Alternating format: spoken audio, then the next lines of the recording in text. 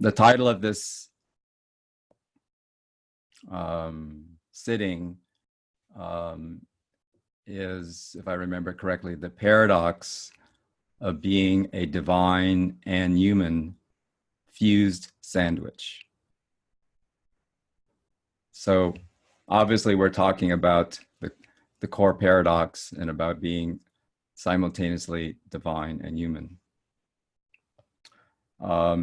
And we have a range of people in the sitting with from newer people to people who have been around a long time, have already had their initial whole being realization and are further deepening in that.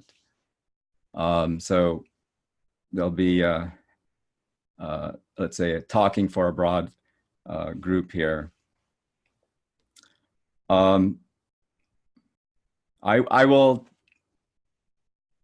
just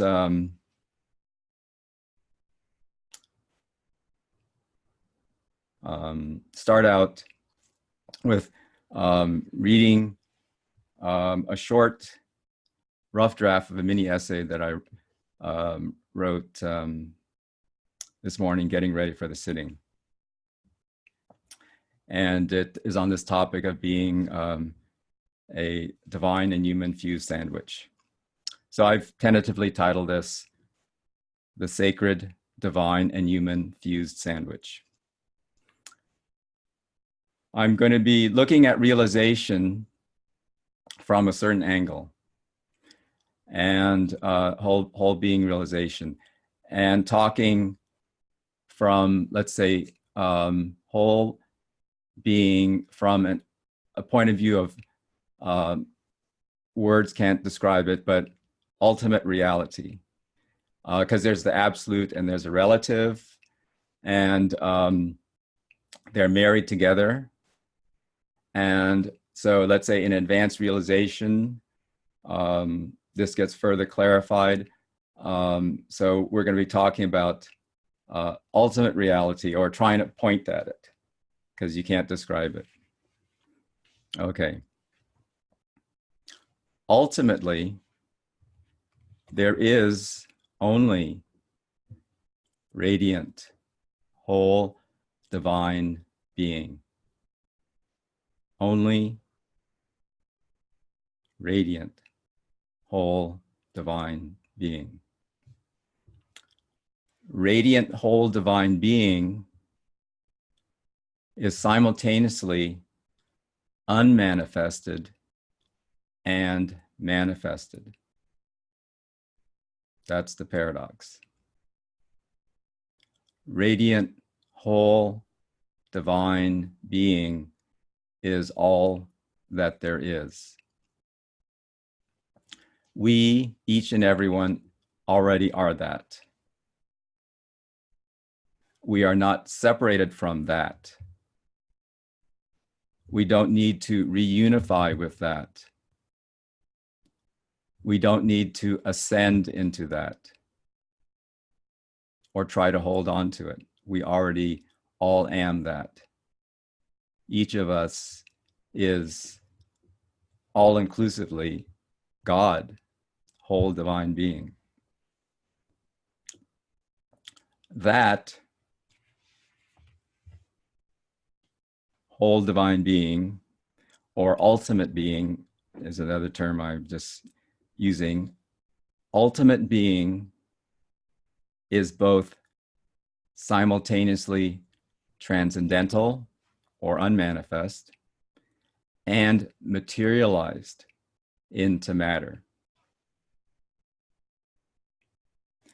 The divine and matter, or the transcendental and the material, are in a continuum or paradoxical simultaneity. Existence, all capital E existence, is simultaneously transcendental and materialized at the same time. That's the core paradox. This is the core open secret at the heart of existence. A seamless continuum, a seamless unity, or a paradoxical simultaneity. Therefore, as human beings, or materialized divine being, we are a continuum of the transcendental and the material. Each of us as human beings is a continuum, a manifestation of the transcendental into material form, wedded together. A simultaneity, we are as human beings, a simultaneity of the transcendental and the material. A sandwich, a simultaneity, or the paradoxical fused sandwich of the transcendental and the material. That's what each of us is. That's what divine being is. That's what we as materialized divine being. We're a divine and human fused sandwich. Editorial aside, it's a toasted cheese sandwich that's all heated and fused together. So this is a both/and universe. Existence is both and, paradoxically. And we are both and matter beings. We are both and divine and human animals. This is a both and of the absolute and relative in a simultaneity, a paradoxical simultaneity. Both and, absolute and relative, a simultaneity. Or you could look at it as a paradoxical capital C continuum, or an eternal marriage of the absolute and the relative, a paradoxical fused sandwich. That is what we already are right now. We don't need to get there. We don't need to go somewhere else into some exalted state. We are all that now, in this moment and eternally.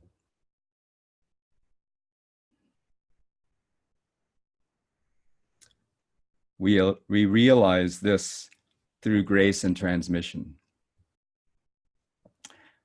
And a key for this is feeling, the dimension of feeling. Unlimited feeling or unconditional feeling is a key for realizing this and abiding in and as this simultaneity, this paradoxical simultaneity in this moment.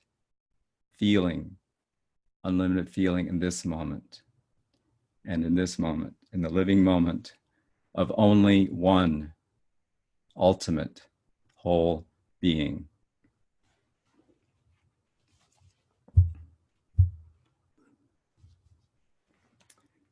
All right.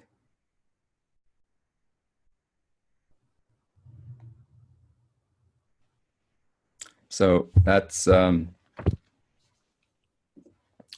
my rough draft essay, mini essay.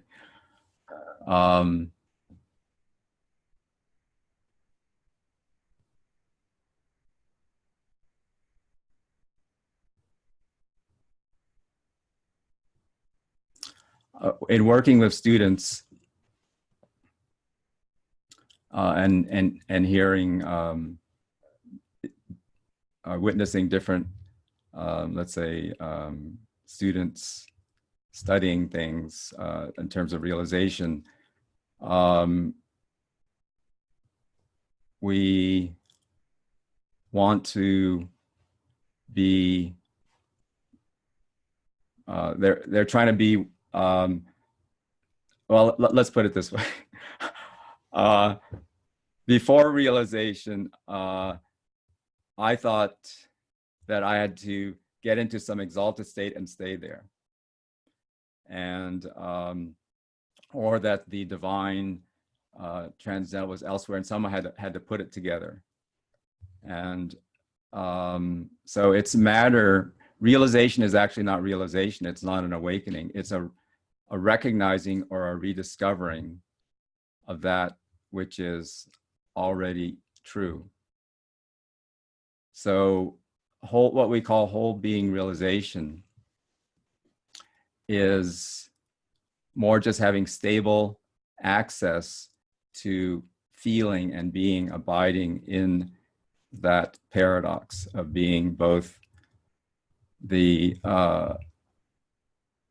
unmanifested transcendental aspect of divine being and being the material aspect, being human, just being embodied. And both are married together right now. Usually we'll think we're one or the other, or try to be one or the other, and they are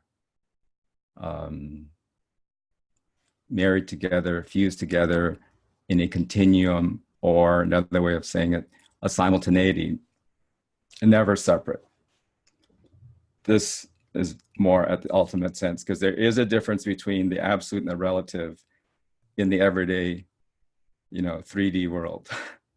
I can't walk through the door because I'm divine, a solid door. I have to deal with physical reality and being the warts and all human, neurotic human. We're both and divine and very human. I won't get into my neuroses and issues, but one of the things I have is obsessive compulsive disorder. And I awakened with that. So, and then we think, well, I can't be divine because I'm just so messed up, or I'm too messed up to awaken. It'll happen to anyone else but me. And so that's okay if that's there. And we, it's already what we are. So we're just remembering and having more stable access to that. After realization, in the initial whole being realization, we recognize this continuum, this paradox continuum, or this marriage or fusion or simultaneity of the absolute and relative, of being transcendental and being human material. After realization, this further deepens, you say, the seamless unity, the all-inclusive seamless unity, it deepens. And more of our divinity side comes infusing into the human side, and then we can recognize our divinity, of the divinity of everything and the divinity of everyone. So there's further deepening and evolution. And we'll be covering that in future sittings, more, the last one in particular. So before we do a little guided exercise, just want to open it up for any questions that anyone would like to ask now, so that I could see how this is,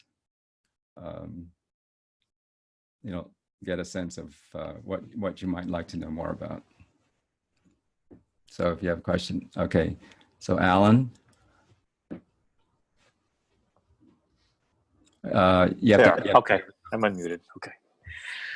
I guess my question is about exalted states and how they fit into the overall picture of, stable recognition of the simultaneity. Okay, that's a good question. Thank you for asking that. Okay, so now to answer that, need to go into expanded dharma at this point. So there are three aspects of whole divine being, radiant whole divine being. Consciousness or transcendental awareness is one of the aspects. It's the aspect that we focus on in Trillium. We focused on it in Waking Down. And there are schools that put transcendental awareness on a pedestal. And there are schools that, let's say, are exclusive consciousness schools and don't recognize the marriage of consciousness and matter. So they just say that half of existence is reality. So the second aspect of whole divine being is the divine energy, the Kundalini Shakti current, the vibratory energy that the source is conscious. You might say it's the bubbling up activity in consciousness, that it's all married together in one seamless unity. So then you can feel enlivenment. You can feel the electrical buzz of Shakti, or pressure in the body, pleasant pressure. So that's another aspect of transmission and of the whole divine being. One of my favorite aspects is divine love and divine bliss. So that's that's the heart area in other dharmas. But so the supreme divine love and bliss are an aspect of whole divine being. Just in simple terms, one of the three aspects. And all of these are materialized into matter. So it's a seamless unity of these, transcendental awareness, divine energy, Kundalini Shakti, and divine love and bliss, all materialized into matter in a seamless unity, a simultaneity. And we're splitting, I am splitting reality, dissecting it. Hey, this part, and this part, and this part. We can only talk about one thing at a time, but it's all a simultaneity, all singular, a supreme singularity, undividable, indivisible, that can't be put into words. So exalted states could be bliss. I have experienced intoxication and divine, what I would call divine intoxication, where the ecstasy and love, bliss, and Shakti have magnified, intensified. And it's as if drinking a lot of alcohol or smoking cannabis. It's like a intoxication. This is part of whole divine being. So that could be an exalted state. It won't last. You go up and eventually it comes down. It may linger, and it could continue to come in waves. So let's say it's part of whole divine being, but without the recognition of the core paradox of being the simultaneity of the transcendental and the material, or the divine and matter, then you just go after the states and don't recognize this ground, this seamless unity, and have that abidance, stable access to that in each living moment. So the advantage of, let's say, a possible advantage of exalted states is it is demonstrations of divine whole being. It gets your attention. Like when this intoxication happens, or you feel more Shakti or more love, bliss, you go, this is coming out of nowhere. There's my mind is like taken beyond itself and going, there's something greater than what I could think of and believe of what's possible. And we're, in a way, it's divine being proving itself, like, okay, does this get your attention? Yeah, you got my attention, and feeling. And for more devotionally, you could enter into these states and just that enjoyment. I do have, admittedly, a mild bliss addiction. But it's just how I'm wired up. But it's available. So there, I call another way of describing this is divine pleasures of the heart, of divine being, the heart being whole being. So awakened life can be happy.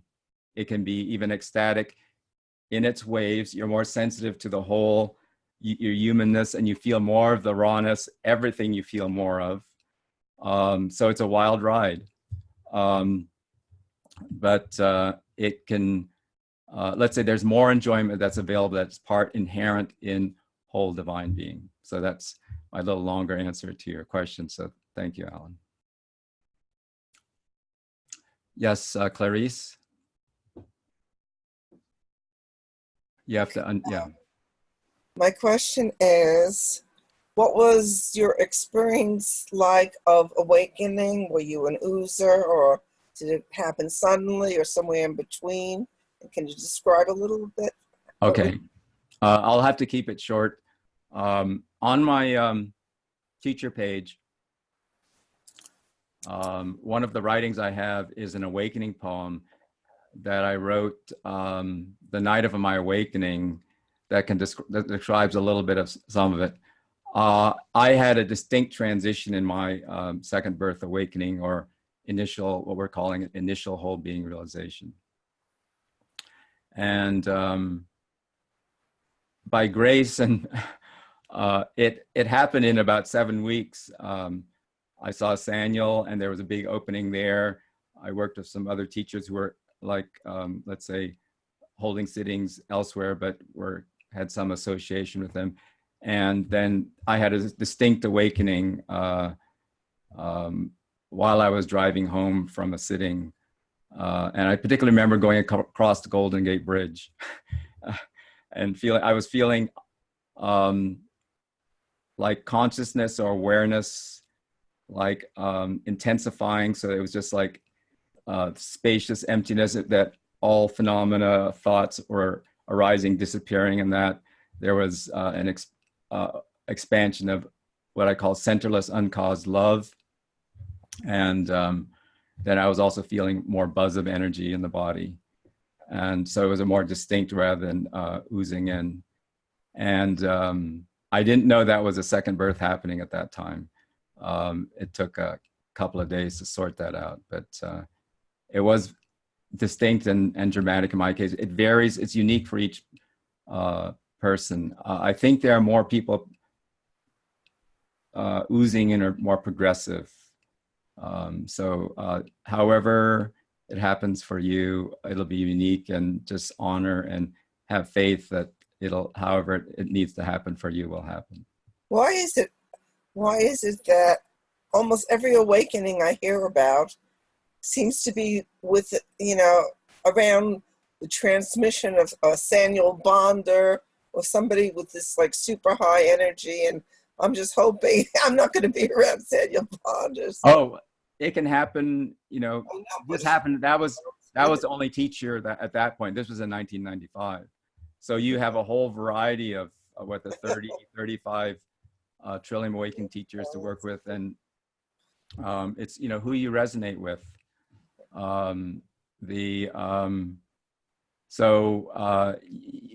You could transmission helps a lot. There are people who awaken spontaneously through some process by grace where they may not even have a teacher. It does help to have a teacher and that transmission. The bliss intoxication that I was talking about with Alan's question, for me happened with another fully awakened teacher named David Sparrow. He's in the Divine Mother lineage, and he particularly amplifies that divine love and bliss. So that's transmission helps, but there are many sources of it, and you just go where you resonate and what works and is meaningful for you. So does that sufficiently answer your question? I guess so. This, it's that mystery, and nobody really knows what it is why somebody wakes up, when they wake up. It's different for each person. There's no science to it. It's just a mystery, I guess. There's nothing you can. It is a mystery. If there's sufficient receptivity and availability. You know, we use a term that in the past we call the rot. It basically makes you very receptive, more resigned, receptive. When your And conditioning breaks down, I think it's yeah. Well, if you're drawn to this, you can't help yourself. Then that's signs that there's this receptivity, and then it's a matter of when this awakening clarifies. It's more clarification of what's already true, having more stable access to that which you already are now. You already are the fullness of whole divine being now. so the veils, the coverings have to be removed, the conditioning. I don't look at it that way. Let's say it helps. Let's say you resonate. Let's say there's a templating when there's a ripening, and just what it's just like you're bathing in water and just playing around, and you've never paid attention to it, and then all of a sudden you feel and you open and you go, water is wet. I'm sitting in water. It's like the wave in the ocean. The wave. A fish. Oh, a fish in water. The wave is, hey, the wave and ocean are simultaneously, paradoxically, one, fused together. Paradoxically, there's individual waves and the unfathomable ocean, and they're married together. So you just recognize that. It just reveals itself. Transmission helps that revelation of what's already true. And having faith that each person's process will happen uniquely, and your process will work, is working. And so it's not a matter of if it's going to happen, just when it's going to happen. So just. So was life very different for you afterwards? Or I would like to answer that. That's a topic for another question, and our time is limited. So maybe at another Thank you. session. That's we could say a lot about that. But the short answer is yes. I mean, you awaken as yourself, though. I still awaken with obsessive compulsive disorder and hoarding disorder and fear of intimacy and socially, you know, loneliness. But I recognize this seamless unity in which this little neurotic human being was, you know, fused into part of, and that's the you know, the core paradox of being both divine and human, a fused sandwich. Beautiful. Thank you. Okay. So now we'll do a technique exercise, a short kind of guided meditation to help you feel this simultaneity, this paradoxical simultaneity. I'm going to do a short version of it in your own. If you want to, you can do a longer version of it. So I call this technique dual simultaneous feeling, or both and feeling, or feeling the paradox technique.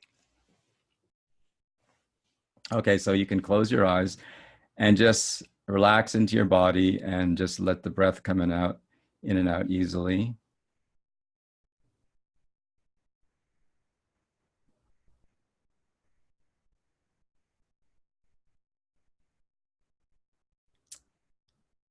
Now, as you're sitting there, put your fingertips of your right hand and left hand together and just let the fingertips touch. And just let the body mind just be relaxed and open in your feeling. Let attention be soft and more diffuse. Just feel the sensation of your fingertips touching.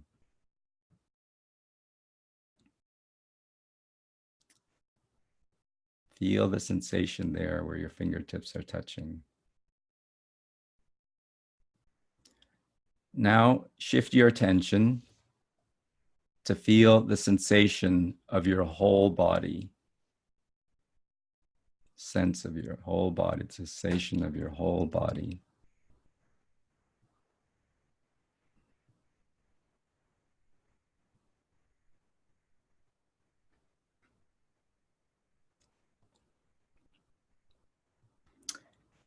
Good. Now, feel the sensations of your fingertips and your whole body at the same time. You'll be focusing, feeling two things at the same time. Feel the sensations of your fingertips and the sensations of your whole body, both at the same time.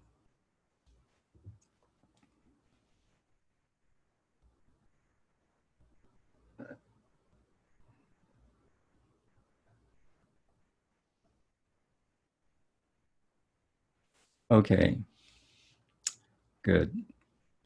Now,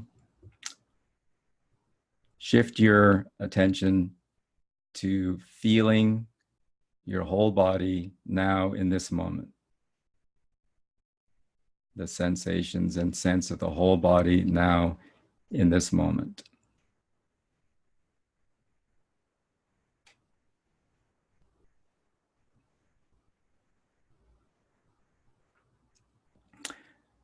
Good. Now,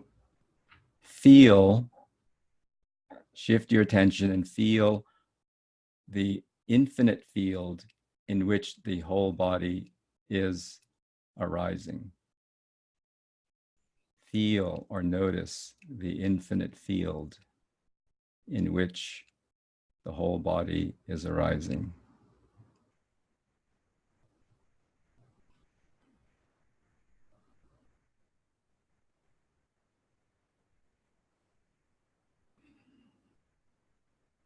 Now feel your whole body and the infinite field at the same time, both at the same time in this moment. And now in this moment.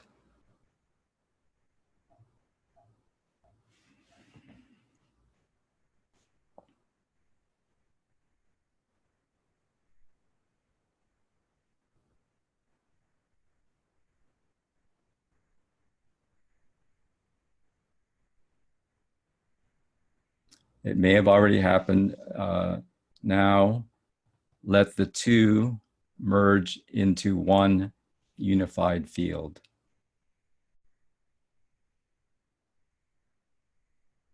The whole body and the infinite field merging into one unified field.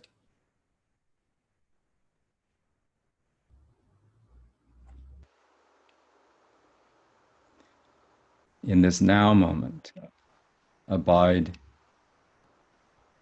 in the both and paradox of being the body and the infinite field simultaneously, both and.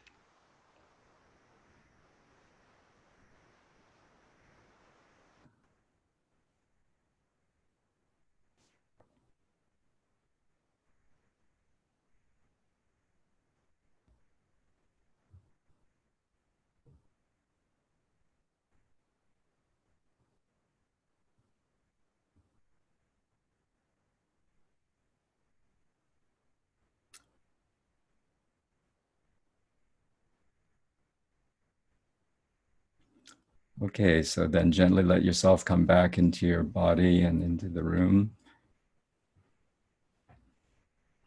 Let yourself get grounded and back in the body. And then when you're ready, you can open your eyes.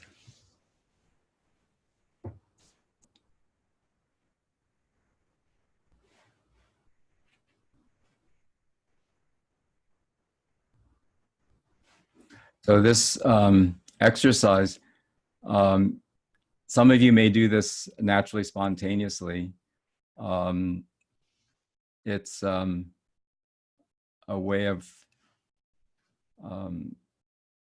developing that capacity of feeling two things at the same time, or further going, being two seemingly different things at the same time.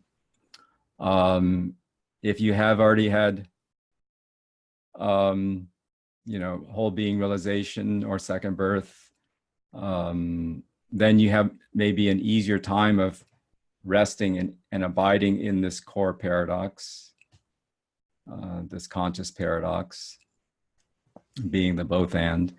And you may do this naturally. We open our feeling, and then we are resting in both the body, mind, just as it is, and the unified field in which it's arising. And they're fused together, or a continuum, or a simultaneity. And that is the heart or core of existence. So everyone is that already. It's just a matter of having more stable access to being, and being that, resting in it and feeling it, recognizing it in the moment. It's a moment to moment recognition and realization. It's not a exalted state you go into and stay there. It's you're opening and feeling this in each moment. So that's the importance of feeling, open feeling in the moment.